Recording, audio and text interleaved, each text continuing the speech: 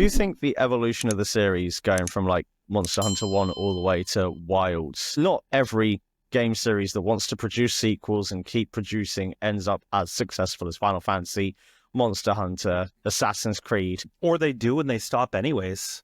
Yeah, or they do and they stop anyways. What are your thoughts on the evolution of the series, not just graphically, but from, like you said, going from a I'm hurt, please kill this monster for me, to full-on story, and it gets you invested in not only in the game, but in the character. So it's hard. Do you feel that it's evolved and progressed and developed? Is there anything that you think that maybe they should have or could have done better? Or anything they've not developed so much that you think that they've either left and it's a good thing that they've left it, or that you think they should have touched on it and improved it more? So in Monster Hunter 1, this is from the Arcadian, this controller, it's very cool. In Monster Hunter 1, you moved with your left stick and you attacked with your right stick, and it was slow and methodical. And if you did not, like, you drew your weapon with like triangle, but you didn't attack with it. If you swung your sword, you waited until you lifted it back out of the ground, then maybe you could roll a couple seconds later. Creatures were slow. You were slow. Combat was horrible. The hitboxes were horrible. You'd have an enemy do a hip check like this, and you're over here, and you got hit anyway. It was really bad. But I think as the generations progressed, they introduced more weapons and technology advanced. As technology advanced, they were able to make the monsters do more and make us do more. So we got more agency over what we were able to do. And I think that the combat got faster, which made us enjoy the game more, right? Nowadays, if you were handed a game and you were very slow, I don't think you would enjoy it. Like The Witcher. I think The Witcher 1 was a terrible game, but The Witcher 3 was a very good game. And people who liked The Witcher played them all, and I think the natural progression was great. Same thing with Monster Hunter. The combat has just developed to a point, like if you play Wilds now, or you see gameplay of Wilds, it looks very fast, it looks very fluid. And I think every generation they try something new.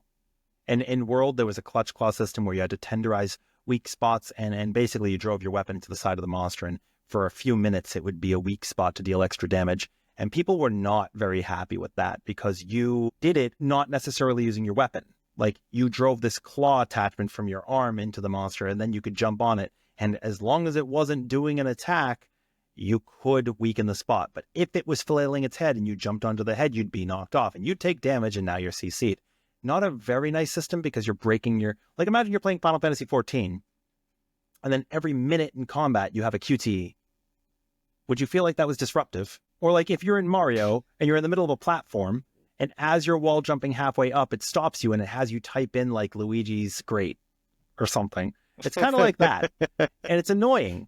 And then in Monster Hunter Rise, they added wire bugs, which allowed you to whip around, and it became very, very fast. And some people were fans of it. I was. Some people were not fans of it. You also had a mount system with your Palamute, which is a dog that you get to mount now and get around the combat pass, like around the map. And that was released for the Switch. So the graphics took a step down from World, but I liked that because it had a little bit of more anime approach, and it is on a handheld. The Nintendo systems tend to be a little bit more cartoony, I think. And Wilds is now they've listened to the feedback, and they've taken the good elements that people liked, and they've taken out the bad elements. So like, we had a mount in World, kind of, but it would automatically route that you couldn't control or ride. And then in Rise, they had one that you could completely control. And now in Wilds, the Sacred that we're getting, which is basically a chocobo, you can manually ride it, and it can also auto-route to items that are on your map. That's really cool. We've come from having consumables, so as you're attacking, your weapon become more blunt and dull, and you would have to sharpen it with whetstones. And that's where I learned about the word whetstone.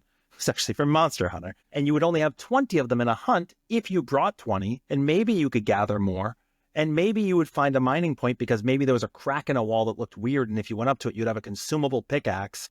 You do not have a consumable pickaxe. It's a very distinct thing that's not only on your mini-map, but it's also very visible. Like, it's this different color than the wall. You're like, this is what I can gather. And whetstones are infinite. So they've come a really, really, really long way. You also used to go into combat, you'd have like one inventory block of space, and then that was all you could carry in the hunt. And then in World, they made it a little bit better. You could carry more items, but you might have to go back to your tent. But like before that, you didn't resupply. You had what you had.